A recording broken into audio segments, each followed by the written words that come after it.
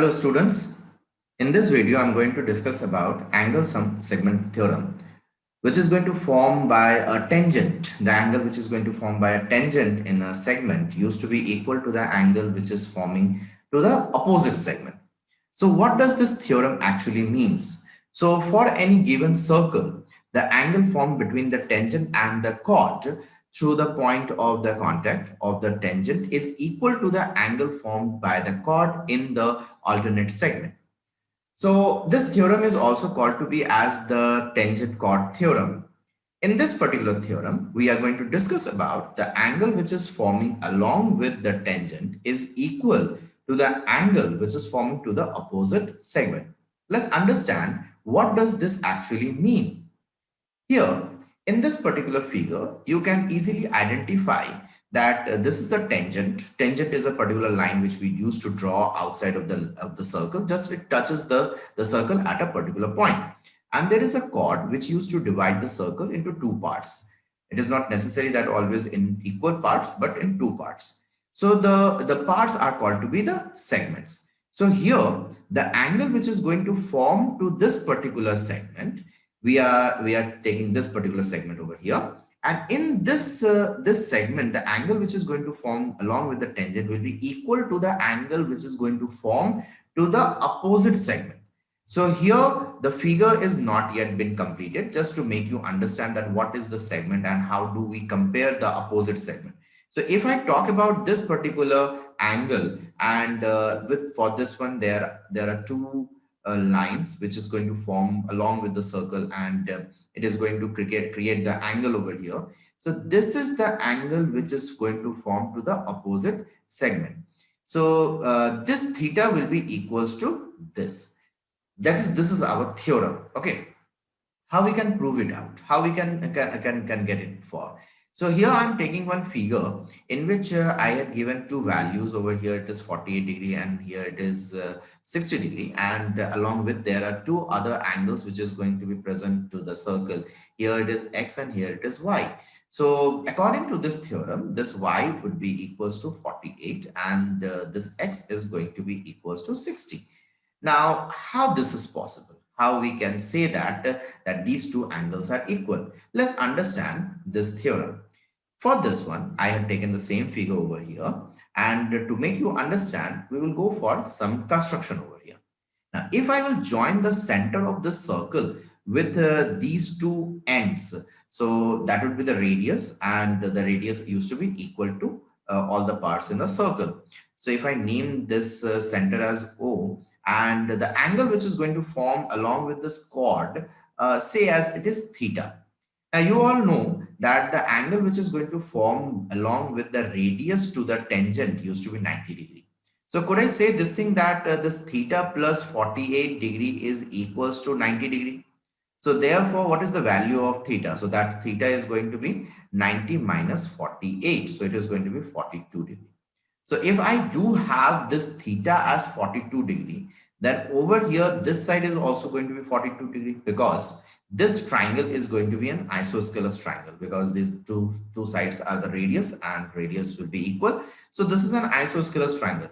So with the help of angle sum property, I hope you can find the angle of this particular point which is at the center. So that is very easy. That is 180 minus 42 plus 42.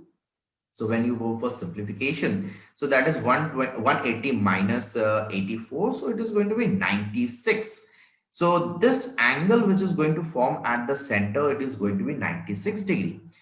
And the angle which is going to form along with the same chord to the any part of the circle at its circumference is going to be half. That is the theorem which we had already understood about the angle segment theorem for the same chord.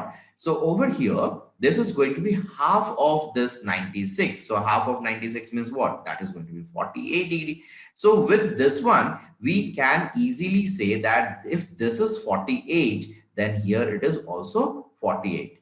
Simultaneously, if you will go for the other condition, suppose for example, if you want to draw the radius from this point to this point and go for the same logic, if you will go for the same logic, then you will get this angle is going to be 90 degree. So if I assume that this angle as naught, so 90 will be equals to naught plus 60 degree. So what would be the value of naught over here? So that is going to be 90 minus 60. Obviously, that is going to be 30 degree. So if this is 30 degree, then obviously here also it is going to be 30 degree. Then what is going to be the angle at the center over here? So that is 180 minus 30 plus 30. So that is going to be 180 minus 60 degrees. So that is going to be 120 degree. So if this is 120, then what is going to be the angle which is going to form over here, which is on the same chord at the circumference of the circle? So it is going to be half of that. So obviously the value of x is going to be 60 degree. So this is the theorem which we have to understand in the angle segment theorem along with the tangent. So for the tangent, we have to go for this one. Now, with this one, you can go for some other figures also. Suppose, for example, if you do have a circle like this, and say as there is a triangle which has been given inside the circle like this, and there is a tangent. There is a tangent like this. Okay, so the tangent is crossing like this over here. Then the angle which is going to form along with the tangent. So suppose, for example, I'm talking about this angle. I'm talking about this angle. So this is theta. So I'm this theta is along with this segment. Okay.